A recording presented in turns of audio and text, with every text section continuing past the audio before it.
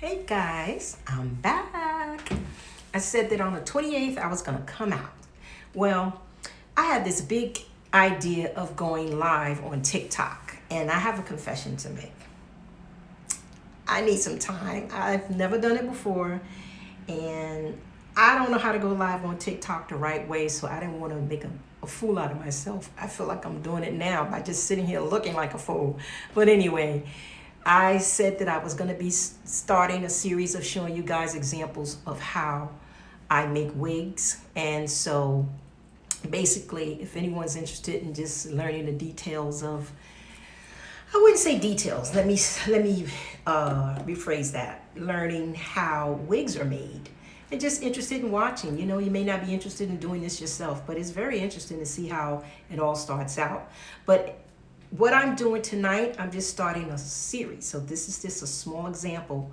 And since I'm not going live, I decided I'm just gonna do like little 10-minute segments, giving you examples of how I get started depending on what type of wig I'm making. So let's get started. So basically, what you see right here is what most people would consider a closure piece. And you're looking at it probably saying to yourself, okay, this is a closure piece, but why is all this missing, this part?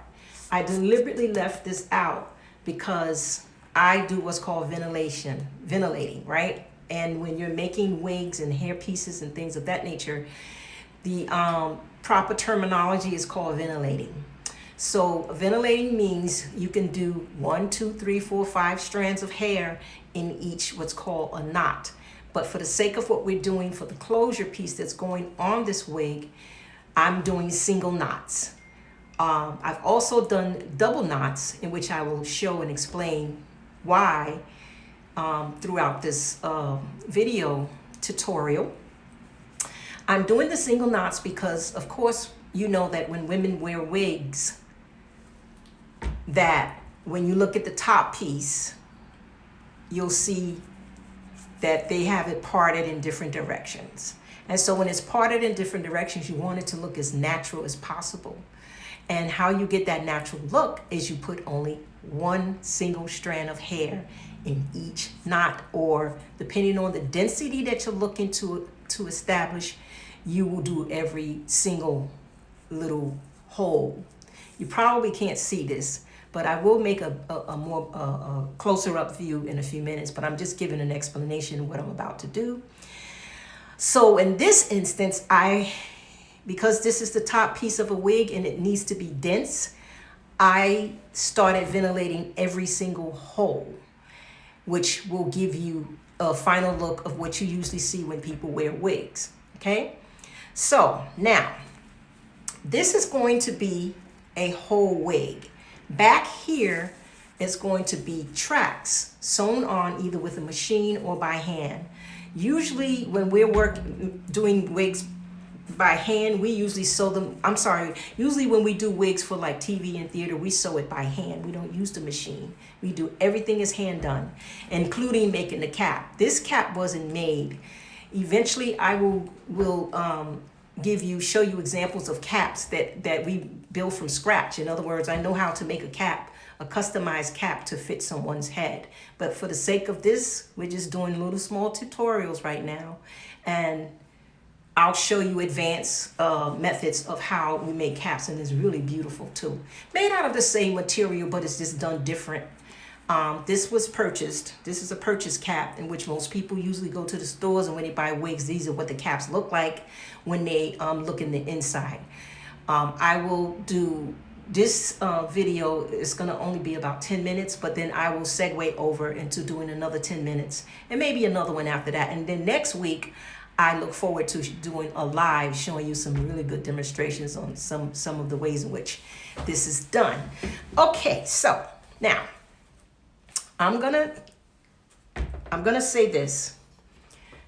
This is what I use. This is a table lamp, right? This is a table lamp that's used when we're in the lab. We call it the lab, right? And we are like really deep in, and we're putting these 1 strands at a time. You really need to see these holes. Some people have 20/20 vision. I don't. So if you don't have 20, if you have 20 vision, get rid of this. You can just look directly at it and go for it. But for me, I need the table lamp, magnifying table lamp. Okay. So basically, let me give you a little tutorial of how I ventilate. All right. So I'm going to bring this down. All right, and if we get cut off, I'll go back in again. I'm gonna try to make it as close as possible for you guys to see. Next week, you'll have a better view. But I just wanted to show this just to give examples of how I ventilate each hole. So we have here, where are you? We have, pardon me, one moment. Okay, I'm back. So I have here what's called virgin Indian hair. And you have to take a certain amount of hair in order to start the process of ventilating. So some people grab a lot, but I like to take smaller amounts to have better control. All right. So this hair has been sourced, and in another video, we'll talk about hair and the whole nine. All right. But right now, just for the sake of me giving a demonstration of how I ventilate. And if you're interested, anyone's ever interested in learning how to ventilate, I teach. Okay. Now, take the hair and make sure it's folded in the direction of the hair that grows. So you know the hair grows out of the scalp this way, so you're not going to go fold it this way, you're going to fold it this way. All right. And you don't fold it over like this. That's too much. That's way too much. It'll cause the hair to back home. You want to get like so.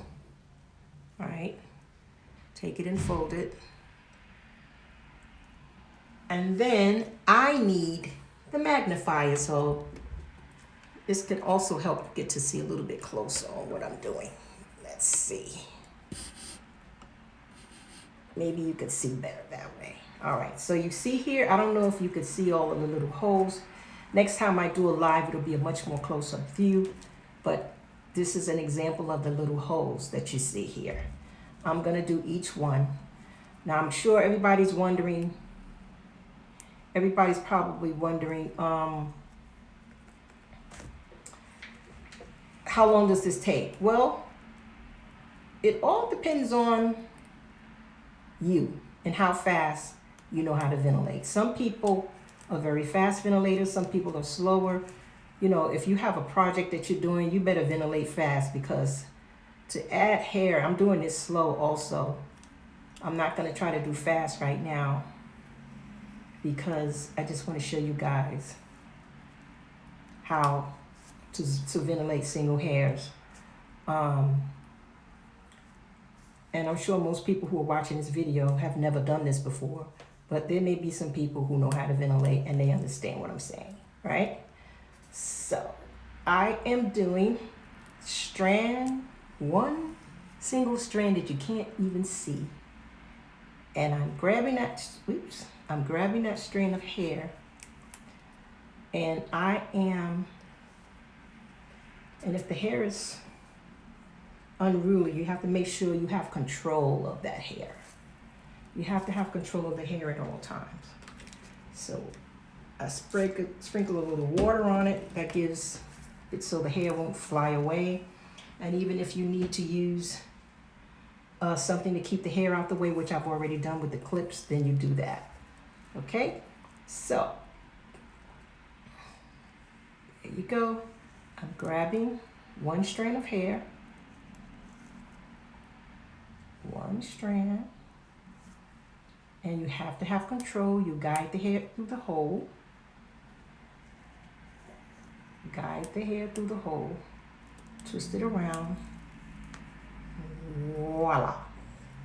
One more time. Grab the hair. Twist it through the hole.